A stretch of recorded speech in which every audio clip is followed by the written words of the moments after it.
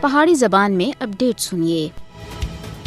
بھارت دی مودی حکومت منظم طریقے سے مقبوضہ جموں کشمیر وچ آبادکار استعمار دے واسطے راساری کر رہی ہے۔ مقبوضہ جموں کشمیر کو اپنی کالونی بنانے دے واسطے RSS اور BJP دا لمبے عرصے دے خواب رہا ہے۔ جموں کشمیر دے اوتے بھارت دا نو آبادیاتی قبضہ اس وقت شروع ہویا سا جد اس دی فوجاں 27 اکتوبر 1947 کو سرینگر دے وچ اسن لاڑیا سی۔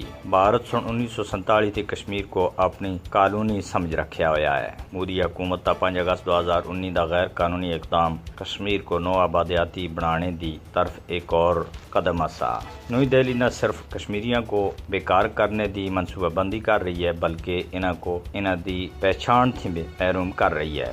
مودی حکومت مقبوضہ جموں کشمیر دے مسلم اکثریتی کردار کو کمزور کرنے دے واسطے نئے قوانین لاگو کر رہی ہے۔ 5 اگست 2019 دے غیر قانونی اقدامات کے بعد BJP حکومت سن غیر کشمیری ہندوؤں کو ڈومیسائل اور زمینہ دے مالکانہ حقوق دینے وچ اور زیادہ سہولت دینے دے واسطے بہت سارے نئے قوانین مقبوضہ جموں کشمیر وچ متعارف کرائے ہیں۔ اپنے آبادکار نو آبادیاتی منصوبے دے ایک حصے دے طور دے اوتے مودی حکومت مقبوضہ جموں کشمیر دی آبادیاتی تبدیلی کر رہی ہے۔ فاشسٹ مودی حکومت کشمیر وچ استعمار کو بدانے دے واسطے بھارتی کاروباری کمپنیاں اور ٹائگونز کو استعمال کر رہا ہے۔ بھارت مقبوضہ جموں کشمیر وچ اپنے آبادکار نو آبادیاتی ایجنڈے کو اگے بدانے دے واسطے اسرائیلی ماڈل دے اوتے عمل پیرا ہے۔ جائیداداں دی غیر قانونی ضبطی اور مسماری مقبوضہ جموں کشمیر وچ بھارت دی منظم آبادکاری نو آبادیاتی مہم دا باقاعدہ طور دے اوتے حصہ ہے۔